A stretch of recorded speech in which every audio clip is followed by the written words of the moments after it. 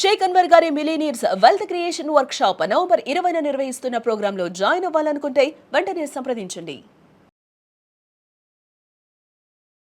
నమస్కారం ఉమా గారు. నమస్తే అమ్మా. ఆశ్లేష నక్షత్రం వారి యొక్క గుణగణాలు ఏ విధంగా ఉంటాయి? నవంబర్ నుంచి డిసెంబర్ వరకు మనం చూసుకున్నట్లయితే వ్యాపార పరంగా, విద్య పరంగా, విదేశీ పరంగా, సంతాన పరంగా ఎలా ఉంటుంది? ఏ ఏ సందర్భాల్లో జాగ్రత్తలు తీసుకోవాల్సిన అవసరం ఉందంటారు? తప్పకుండా అండి. ఆశ్లేష నక్షత్రం, ఆశ్లేష సర్పారుతు అంటామండి.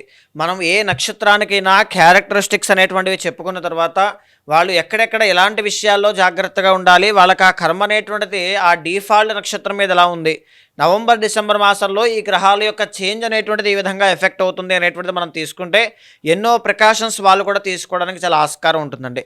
ఆశ్లేష నక్షత్రం సర్ప నక్షత్రం అండి. ఒక్కొక్క నక్షత్రానికి ఒక్కొక్క ప్రాపర్టీ ఉంటుంది సిరిగారు. అంటే వాళ్ళు చూడడానికి భౌతికంగా ఉండేటువంటి జీవితంలో ఎన్నో రకాల ప్రాపర్టీస్ కనబడినా ఆంతరంగిక జీవితంలో అంటే స్పిరిచువల్ లైఫ్లో కానీ అదర్ డైమెన్షన్స్లో వెళ్ళేటప్పుడు అనేక నక్షత్రాలకి కొన్ని స్పెషల్ క్యారెక్టరిస్టిక్స్ అనేటువంటి చెప్పబడ్డాయి. అందులో మనం చూస్తే ఆశ్లేష నక్షత్రం కూడా ఒకటి. ఈ ఆశ్లేష నక్షత్రం వాళ్ళకి సర్పము యొక్క శక్తి వీళ్ళ చుట్టూ తిరుగుతూ ఉంటుంది. సర్పెంట్ ఎనర్జీ అంటారనమాట. సో ఈ ఆశ్లేష నక్షత్రంలో జన్మించారంటే సహజంగానే కర్మ ప్రభావం ఎక్కువగా ఉంటే ఆశ్లేష నక్షత్రంలో పుడతారండి. అంటే ఏమిటి అంటే ఆశ్లేష నక్షత్రం వాళ్ళు ఎక్కడ సుఖపడరా, వాళ్ళు ఎక్కడ సక్సెస్ అవ్వరా అని కాదండి. ఖచ్చితంగా వాళ్ళకి ఏంటి అంటే అనుభవించాల్సిన కర్మయోగం ఎక్కువగా ఉన్నప్పుడు, వాళ్ళకి ఏదైనా మానసిక ఒత్తిడులు ఎక్కువగా పడాలి అనేటువంటి కర్మ ఉన్నప్పుడు ఆశ్లేష నక్షత్రంలో ఎక్కువగా పుడతారు. ఆశ్లేష నక్షత్రం కోసం ఇంకా చెప్పుకోవాలంటే జనరల్లీ ఆశ్లేష నక్షత్రం వాళ్ళు తీసుకోవాల్సిన జాగ్రత్తలు మొట్టమొదటిగా కోపము అనేటువంటిది తగ్గించుకోవాలి. రెండవది ఏంటి అంటే ఇగో అనేటువంటి దానికి వెళ్లకుండా ఏ విషయంలోనైనా సరే చాలా జాగ్రత్తగా ఉండాలి. అండ్ ఈవెన్ ఒక్కసారి మనం వాళ్ళ చార్ట్ రీడ్ చేస్తే అండి ద ఒరిజినల్ ఫస్ట్ లార్డ్ వీళ్ళకి చంద్రుడు అవుతారండి, కర్కాటకము. దీనివల్ల హైలీ సెన్సిటివ్గా ఉంటారండి కర్కాటక రాశి వాళ్ళు. ఆశ్లేష నక్షత్రం వాళ్ళు ఎస్పెషల్లీ వీళ్ళకి కోపం కూడా ఎక్కువగా ఉంటుంది. అంటే కోపము ఎవరికి ఎక్కువగా ఉంటుందండి? నిజాయితీగా ఉండేటువంటి వాళ్ళకే కోపం ఉంటుంది. నిక్కర్చిగా ముందుకు వెళ్ళేటువంటి వాళ్ళకి, స్ట్రైట్ ఫార్వర్డ్గా ఉన్నట్టుగా కల్మషం లేకుండా ఎవరైతే మాట్లాడుతుంటారో వాళ్ళకే ఆ కోపం ఉంటుంది. అది సహజం. అది అలాంటి ఆశ్లేష నక్షత్రం వాళ్ళకి సహజంగానే శత్రువులు చాలామంది ఎక్కువగా ఉంటారు. ఫైనాన్షియల్ ప్రాబ్లమ్స్ ఎక్కువగా ఉంటాయి. తర్వాత ఇంట్లో కుటుంబ సభ్యుల యొక్క మోసపూరితమైనటువంటి ఆలోచనలు, కుట్రలకి వీరు బాధపడాల్సినటువంటి అవకాశాలు చాలా ఎక్కువగా ఉంటాయి. అనేక శత్రువులతో, ఆరోగ్య సమస్యలతో, వీళ్లలో వచ్చేటువంటి కోపాన్ని కంట్రోల్ చేసుకుంటూ మనోనిగ్రహంతో ముందుకు వెళ్తూ ఉన్న ఎన్నో రకాలుగా మానసిక ఒత్తిళ్లు చూస్తూ ముందుకు వెళ్తారండి. సో మనం చార్ట్ కనుక చూస్తే సెకండ్ లార్డ్ అయినటువంటి రవి కాబట్టి విద్య విషయంలో ఆటంకాలు ఎక్కువగా రావడం కానీ, కొంతమంది ఆశ్లేష నక్షత్రం వాళ్ళు హయ్యర్ స్టడీస్కు దాకా కంప్లీట్ చేయగలిగితే సుబ్రహ్మణ్య అనుగ్రహం వల్ల 100% ఏదైనా సాధించగలిగేటువంటి శక్తి సామర్థ్యాలు వీళ్ళకి వస్తాయి. కానీ జనరల్లీ స్కూల్ ఏజ్లో ఉన్నప్పుడే వీళ్ళకి ఈ బ్రేక్ అనేటువంటిది ఖచ్చితంగా వచ్చే అవకాశాలు ఉంటాయండి. థర్డ్ అండ్ 12th లార్డ్ బుధుడు వ్యాపారం చేయాలనేటువంటి కోరిక వీళ్ళలో చాలా బాగుంటుంది. వ్యాపారానికి సంబంధించిన స్కిల్స్ కూడా బాగుంటాయి. కానీ ప్రకృతి వీళ్ళకి సహకరించదు. చేసినా సరే ఏదో నష్టం వస్తుందేమో అన్న భయం కానీ, నష్టం రావడం కానీ జరుగుతాయి. లేకపోతే డబ్బులు నిలబడకపోవడం, వచ్చినట్టుగానే సరిపోతుందండి, ఏమీ లేదు అనవసరంగా పెట్టాననే ఫీలింగ్లో ఉంటారు ఆశ్లేష నక్షత్రం వాళ్ళు. జనరల్లీ అలాంటివి ఎక్కువగా చూస్తారండి. అండ్ ఈవెన్ వీళ్ళకి ఇంకొక మాట ఏంటి అంటే వీళ్ళు పుట్టిన చోట కనుక ఉన్నా, పుట్టిన చోట ఏదైనా వ్యాపారం చేయాలన్నా వీళ్ళు సక్సెస్ అవ్వరు. దూరంగా వెళ్ళాలండి. మీరు దూరంగా వెళ్ళాలి, ఒంటరి పోరాటం చేయాలి, కష్టపడాలి, నలగాలి. అప్పుడే మీకు ఖచ్చితంగా సక్సెస్ అనేటువంటిది వస్తుంది. 4th అండ్ 11th లార్డ్ అయినటువంటి ఆయన శుక్రుడు కాబట్టి ఎంత లేదన్నా ఎలా లేదన్నా 100% ఎండ్ ఆఫ్ ది డే మీరు మంచి గృహయోగం ఉంటుంది, మంచి ఇల్లు కట్టుకుంటారు, వాహనాన్ని కొంటారు. 11th లార్డ్ కూడా శుక్రుడు కాబట్టి మీ పైన ఉండేటువంటి అధికారులు కానీ, అంటే ఎలా ఉంటుందంటే మీ జీవితంలో ఒక విమెన్ వస్తారండి. అది తల్లి అవ్వచ్చు, అత్తగారు అవ్వచ్చు, భార్య అవ్వచ్చు, ఫ్రెండ్ అవ్వచ్చు, ఎవరైనా అవ్వచ్చు. విమెన్ ఏం చేస్తారంటే మీరు ఎప్పుడైతే నిట్ట నిలువ మునిగిపోతూ రాంగ్ డైరెక్షన్లోకి వెళ్తారో జుట్టు పట్టుకుని లాగి తీసుకొచ్చి సరైన దారిలో పంపిస్తారు. ఇది శుక్రుడు చేసేటువంటి పని అన్నమాట. మీకు ఆ విమెన్ వల్లే జీవితంలో కలిసి వస్తుంది. ఆవిడ వల్లే మీకు ఆర్థికంగా ఎదుగుతారు, ధనలాభాలు అనేటువంటివి కలుగుతాయి. 5th అండ్ 10th లార్డ్ అయినటువంటి ఆయన కుజుడు. దీనివల్ల పుత్ర సంతానం కలిగేటువంటి యోగం ఉంటుంది. కొంతమంది ఆశ్లేష నక్షత్రం వాళ్ళకి కాలసర్పదోషం ఉంటే ఖచ్చితంగా అమ్మాయి పుడతారండి సంతానం. డిఫాల్ట్గా అయితే మగ సంతానం అనేటువంటి ఆయన కలుగుతారు. కలిగిన తర్వాత వీళ్ళకి రాజయోగం స్టార్ట్ అవుతుంది. అంటే కొంతమందికి సంతానం కలిగిన తర్వాత, కొంతమందికి వివాహం అయిన తర్వాత ఒక్కొక్క బేబీ యొక్క ఎనర్జీస్ అనేటువంటివి కుటుంబం మొత్తానికి అదృష్టాన్ని కలగజేయగలవు. ఒక్కొక్క మనిషి యొక్క ఎనర్జీస్ అనేటువంటివి సర్వనాశనం చేయగలవు. ఏదైనా ఎనర్జీస్ మీద ఆధారపడి ఉంటుందండి. అలాగే వీళ్ళకి పుట్టిన సంతానం తర్వాత వీళ్ళకి రియల్ ఎస్టేట్లో మంచి రాణింపు కలగడం కానీ, ఏదైనా వాహనాలు, భూములు, అసెట్స్, ప్రాపర్టీస్ ఇవన్నీ కొనుగోలు చేయడం కానీ అన్నీ కూడా చాలా అద్భుతంగా ఉంటాయి.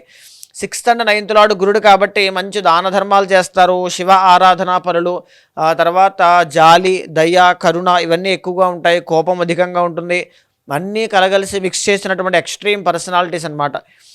అతి మంచితనం చాలా ఎక్కువగా ఉంటుంది, అతి మొహమాటం చాలా ఎక్కువగా ఉంటుంది. అట్ ద సేమ్ టైం ఏంటి అంటే ఎవరైనా ఒక మాట అంటే తీసుకోలేరు గమ్మన. అంటే ఫర్ ఎగ్జాంపుల్ ఆశ్లేష నక్షత్రం వాళ్ళని ఏదైనా చిన్నగా కోపంగా ఒక చూపు చూసినా వాళ్ళు చాలా హట్ అయిపోతారు. దాన్ని 2-3 రోజులు ఆలోచిస్తూ ఇన్సామ్నియా, నిద్ర లేకపోవడం, ఆలోచించడం, నన్ను ఎందుకంటే అలా అన్నారు అంటే ఈ సర్పము ఎంత అలా అయితే ఉంటుందో, రివెంజ్ అనేటువంటి దాన్ని సర్పాన్ని మనం జనరల్లీ చెప్తూ ఉంటామండి. అలా ఆశ్లేష నక్షత్రం వాళ్ళకి అలాంటి క్యారెక్టరిస్టిక్స్ కనబడుతూ ఉంటాయి. అది సహజం, వాళ్ళు పుట్టినటువంటి స్వభావం అంతది. 7th and 8th లార్డ్ శని అవ్వడం వల్ల ప్రధానంగా మెరిటల్ లైఫ్ అనేటువంటిది లేట్ అవుతుంది. మ్యారేజ్ అవ్వడం లేట్ అవ్వడం కానీ, మెరిటల్ లైఫ్లో ఇష్యూస్ చూడడం కానీ, పెళ్ళైన తర్వాత ఇద్దరికి కీచులాటలు, మాట పట్టింపులు ఎక్కువగా పెరగడం కానీ, బికాస్ ఆఫ్ ఆశ్లేష నక్షత్రం అని నేను చెప్పనండి. వచ్చేటువంటి అమ్మాయి యొక్క ఎనర్జీస్కి లేదా అబ్బాయి యొక్క ఎనర్జీస్ కూడా మ్యాచ్ అవ్వాలి. చాలామంది అక్కడే ఫెయిల్ అవుతూ ఉంటారు. పెళ్లి కంటే ముందే ఈ శాంతి పరిహారములు కానీ, ఆ కాంబినేషన్స్ ఎనర్జీస్ వర్కౌట్ అవ్వకుండా ముందుకు వెళ్ళడం వల్ల చాలా ఇబ్బందులు పడుతుంటారు. సో దీనివల్ల ఆశ్లేష నక్షత్రం వాళ్ళకి కాస్త అప్స్ అండ్ డౌన్స్ అనేటువంటి మెరిటల్ లైఫ్లో కనబడతాయండి. అయితే మీరు ఆ రెమెడీస్ అనేటువంటిది ఫాలో అవ్వగలిగితే, మీ చార్ట్లో 7th హౌస్ బాగుండగలిగితే బాగుంటుంది. సో ఇప్పుడు నవంబర్, డిసెంబర్ మాసంలో వీళ్ళకి ఎలా ఉంది మనం చూస్తే కనుక, ఇలాంటి క్యారెక్టరిస్టిక్స్ ఉన్నటువంటి వీళ్ళకి ఇప్పుడు ఆర్థిక ఇబ్బందులు అనేటువంటివి చాలా ఎక్కువగా కనబడుతున్నాయండి. బికాజ్ లగ్నంలో గురుడు కాబట్టి డబ్బులు లేకపోవడం, డబ్బులు నిలబడకపోవడం, ఆర్థికంగా డబ్బులు బ్లాక్ అవ్వడం కానీ ఇలాంటివన్నీ కూడా ఎక్కువగా ఉంటాయి. దీనివల్ల వచ్చేటువంటి మానసిక ఒత్తిడి చాలా ఇబ్బంది పెడుతూ ఉంటుంది. ఎలా ఉంటుందంటే గతంలో చేసిన అప్పులన్నీ కూడా ఇప్పుడు ఇబ్బంది పడడం కానీ, గతంలో చేసిన తప్పులకు అనవసరంగా పని చేయలేకపోయానే అనేటువంటి బాధ కానీ ఎక్కువగా ఉంటుందని చెప్పొచ్చు. 2nd హౌస్లో కేతుగ్రహ సంచారం, ఇది కూడా సిమిలర్లీ ఫైనాన్షియల్ ఇష్యూస్ అనేటువంటివి ఇండికేట్ చేస్తూ ఉంటుంది. అండ్ విద్యా పరంగా ఎడ్యుకేషన్లో బ్లాకేజెస్ అనేటువంటివి చూపిస్తూ ఉంటుంది. 4th హౌస్లో రవి శుక్ర కాంబినేషన్ కనబడుతోంది. రవి నవంబర్ 17 దాకా అక్కడే ఉంటారు. 2nd lord 4thలో నీచస్థితి. నవంబర్ 17 దాకా మీరు ఎంత కష్టపడినా సరే డబ్బులు చేతిలో రాకపోవడం, నిలబడకపోవడం చూస్తారండి. నవంబర్ 17 తర్వాత రవి ఎప్పుడైతే 5th హౌస్లోకి ఎంటర్ అవుతారో వృశ్చిక రాశిలోకి, మీకు ఖచ్చితంగా ఏదో ఒక విధంగా ధనలాభం అనేటువంటిది, ఎర్నింగ్స్ అనేటువంటివి స్టార్ట్ అవుతాయి. ఈవెన్ చాలామంది ఆశ్లేష నక్షత్రం వాళ్ళు ఫారెన్లో ఉంటూ కూడా, నాకు తెలిసిన వాళ్ళు కూడా చదువుకోవడానికని చెప్పి ఫారెన్ వెళ్ళి అక్కడ కష్టపడుతూ ఉద్యోగం రాక చాలామంది బాధపడుతూ ఉన్నారు. ఇఫ్ ఇన్ కేస్ వాళ్ళ జాతకంలో పితృశాపము కానీ, కాలసర్పదోషము కానీ, ఎనీథింగ్ కర్మదోషాలు, 10th లార్డ్ పాడవడం ఇలాంటివి ఏమైనా ఉంటే లేదు, కానీ డిఫాల్ట్గా నార్మలైజ్గా మనం చెప్పాలి అంటే నవంబర్ 17 తర్వాత వీళ్ళకి జాబ్ వస్తుందండి. ఖచ్చితంగా మంచి ఎర్నింగ్స్ అనేటువంటివి చూస్తారు, ఉపశమనం కనబడుతుంది, దోషం మినిమైజ్ అవ్వబోతోంది. 4th హౌస్లో శుక్రుడు యోగిస్తున్నారండి. దీనివల్ల సినీ, నాటక, కళారంగాలు, నృత్య, గీత, వాద్యాది రంగాలు, తర్వాత మేజర్లీ చెప్పాలంటే ఏఐ, విర్చువల్ రియాలిటీ లాంటి ఫీల్డ్స్లో వర్క్ చేసేటువంటి క్రియేటివ్ పీపుల్కి ఖచ్చితంగా చాలా బాగుంటుంది. మంచి మంచి అవకాశాలు వచ్చి ఇది కూడా కనబడుతుందండి. 5th హౌస్లో కుజ, బుధ 2 ప్లానెట్స్ కనబడుతూ ఉన్నాయి. కుజుడు డిసెంబర్ 6 దాకా వృశ్చికంలోనే ఉంటారు. బుధుడు నవంబర్ 19 మళ్ళీ 4th హౌస్లోకి వస్తారు. ఇక్కడ ఏంటంటే మేజర్లీ అండి, కుజుడు ఎప్పుడైతే బాగున్నారో, ఇందాక కూడా మనం అనుకున్నామండి ఆశ్లేష నక్షత్రం వాళ్ళకి రియల్ ఎస్టేట్ చాలా బాగా కలిసి వస్తుంది వీళ్ళు సరిగ్గా చేయగలిగితే అని. ఆ యోగము ఖచ్చితంగా ఈ నవంబర్ మాసంలో స్టార్ట్ అవబోతోంది. ఈ నవంబర్ మాసంలో రియల్ ఎస్టేట్ కానీ, కన్స్ట్రక్షన్ కానీ, వ్యవసాయం కానీ, అగ్రో ప్రొడక్ట్స్ కానీ, కాంపిటేటివ్ ఎగ్జామ్స్ కానీ, స్పోర్ట్స్ ఫీల్డ్లో కానీ, కుజుడు అనేటువంటి ఫ్యాక్టర్ ఎప్పుడు కూడా అగ్రెషన్, కష్టం అండి, కష్టంతో కూడుకున్న పనులన్నీ కూడా. అలాంటి కష్టంతో కూడుకున్న పనులు నేను చెయ్యాలని నిర్ణయించుకుని ముందుకు దిగి చెయ్యాలనుకుంటే 100% వీళ్ళకి సక్సెస్ వస్తుంది. అది భూమి పరంగా రావచ్చు, వాహనాల రీత్యా రావచ్చు, ఎలా అయినా రావచ్చు. తర్వాత ఏంటి అంటే వీళ్ళకి ఇది ఎప్పుడు దాకా ఉంటుందంటే డిసెంబర్ 6 వరకు ఉంటుంది. డిసెంబర్ 6 తరువాత కూడా వీళ్ళకి 6th హౌస్లోకి కుజుడు వెళ్ళబోతున్నారు. అంటే కుజుడు మళ్ళీ యోగిస్తారు. మళ్ళీ ఆల్మోస్ట్ జనవరి ఎండ్ వరకు 40 డేస్, ఇంకో 40 డేస్ ఎక్స్టెండ్ అవుతుంది.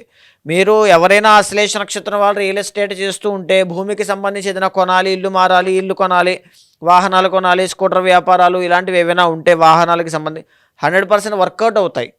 మీరు కొంచెం జాగ్రత్తలు తీసుకుని ముందుకు వెళ్ళగలిగితే చాలు, ఖచ్చితంగా వర్కౌట్ అవుతాయి. 8వ స్థానంలో రాహుగ్రహ సంచారం జరుగుతోందండి. దీనివల్ల ఎంత లేదన్నా, ఎంత కష్టపడినా సరే మానసిక ఒత్తిడి అయితే మిమ్మల్ని వదలదు, ప్రశాంతత అయితే మీకు ఉండదు. చాలామంది ఆశ్లేష నక్షత్రం వాళ్ళకి పడుకున్నప్పుడు పాములు కల్లోకి వస్తుంటాయి. ఈ మాట మీకు ఎవరికైనా వచ్చినట్లయితే 100% కింద కమెంట్స్లో చెప్పండి, నేను కూడా ఓకే అనుకుని సంతోషిస్తాను. 9వ స్థానంలో శని అనేటువంటి ఆయన నడుస్తూ ఉన్నారు. దీనివల్ల ఏంటంటే శని ఎప్పుడైతే ఉంటారో మీకు ఏదో ఒక అవకాశాన్ని ప్రకృతి ఇస్తూనే ఉంటుంది. మీరు దాన్ని అందిపుచ్చుకుని ముందుకు వెళ్ళగలిగితే 100% సక్సెస్ అనేటువంటి చూస్తారు. ఓవరాల్గా ఆశ్లేష నక్షత్రం వాళ్ళకి నవంబర్ డిసెంబర్ మాసాల్లో మిశ్రమంగా కనబడుతుందండి. గురుబలం లేదు కాబట్టి, శని అనేటువంటి ఆయన అష్టమ స్థానం మీద ప్రభావితం అవుతున్నారు కాబట్టి. సో వాహన ప్రమాదాల విషయంలో జాగ్రత్తగా ఉండండి, ఆకస్మిక ధన నష్టాల విషయంలో జాగ్రత్తగా ఉండండి, మానసిక ఒత్తిడి రాకుండా జాగ్రత్త పడండి, ఫైనాన్షియల్ ట్రాన్సాక్షన్స్ విషయంలో జాగ్రత్త పడాలి. ఎవరికి డబ్బులు అప్పుగా కానీ, దానంగా కానీ, సహాయంగా కానీ ఈ సమయంలో ఉచితంగా ఇవ్వద్దు, మళ్ళీ అవి తిరిగి రావు, కొంచెం జాగ్రత్త. అండ్ మేజర్లీ చెప్పాలి అంటే ఆశ్లేష నక్షత్రం వాళ్ళు సుబ్రహ్మణ్య స్వామి వారి యొక్క ఆలయానికి ప్రతి మంగళవారము మానకుండా వెళ్ళగలిగితే మీ చుట్టూ ఉండేటువంటి సర్పానికి సంబంధించిన సర్పెంట్ ఆరా అనేటువంటిది డెవలప్ అవుతుంది. మీకు ఉండేటువంటి ఆ ఆరా ఎప్పుడైతే డెవలప్ అవుతుందో ఏదైనా సాధించగలిగేటువంటి శక్తి సామర్థ్యాలు మీకు వస్తాయి. ఆర్ మీ పర్సనల్ చార్ట్ చూసుకుని ఏదైతే మంచి రెమెడీ ఉంటుందో అది తప్పకుండా ఆచరించండి. లైఫ్లో గ్రోత్ అనేటువంటిది ఆశ్లేష నక్షత్రం వాళ్ళకి కొన్ని వృత్తుల్లోనే ఉంటుంది. ఆ వృత్తులు ఏంటో కూడా మనం గతంలో చెప్పుకున్నాము, మరొక్కసారి మళ్ళీ ఫ్యూచర్లో చెప్పుకునే ప్రయత్నం చేద్దామండి. సో అలా ఆ వృత్తిలో ప్రయత్నం చేయండి, ఖచ్చితంగా సక్సెస్ అవుతారు. ఉమాగారు, మీరు అన్నట్టుగానే మరి ఏ నక్షత్రం వారికైనా కూడా వాళ్ళు ఏదైతే సమస్యను ఎదుర్కొంటున్నారో దానికి తగ్గట్టుగా పరిష్కారం చేసుకోవాలి అంటే ఏ విధంగా మిమ్మల్ని అప్రోచ్ అయ్యే ఛాన్స్ ఉందంటారు? తప్పకుండా అండి. మనం ఏ నక్షత్రాని కోసమైనా, ఏ రాశి కోసమైనా మాస ఫలితాలు, వార ఫలితాలు ఇలా చాలా రకాలుగా గోచారం కోసం మనం డిస్కస్ చేసుకుంటూ ఉంటామండి. కానీ ఇక్కడ ఏమిటి అంటే ఓన్లీ గోచారం అనేటువంటిది మానవ జీవితం మీద 40% మాత్రమే ఎఫెక్ట్ అవుతూ ఉంటుంది. మిగతా 60% వారి యొక్క కర్మానుసారేణ వచ్చినటువంటి పర్సనల్ చార్ట్ మీద ఉంటుంది.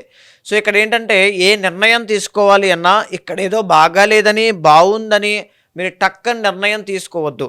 సో ఇది కూడా సమన్వయం చేసుకోవాలి, ఇది చాలా ఇంపార్టెంట్ అండి. కానీ దీంతో పాటుగా పర్సనల్ చార్ట్ కనుక స్ట్రాంగ్ ఉంది అంటే 100% ఏదైనా చేయగలుగుతారు. కాబట్టి అలాంటి వాళ్ళు ఎవరైనా ఉంటే మీ కింద నెంబర్కి కాల్ చేస్తే మా వాళ్ళు మీకు పూర్తి వివరాలు అందిస్తారు. మీ జాతకాన్ని చూసిన తర్వాత ఏదైతే మంచి చెడు విషయాలు ఉన్నాయో అవన్నీ మనం చర్చిద్దాము. ఏదైనా దోషాలుంటే శాంతి పరిహారములు ఆచరింపచేసి భగవత్ అనుగ్రహం కలిగేలాగా అనుకున్నదయ్యేలా నేను చేస్తాను. థ్యాంక్ యూ ఉమాగారు, థ్యాంక్ యూ సో మచ్. నమస్తే అమ్మా.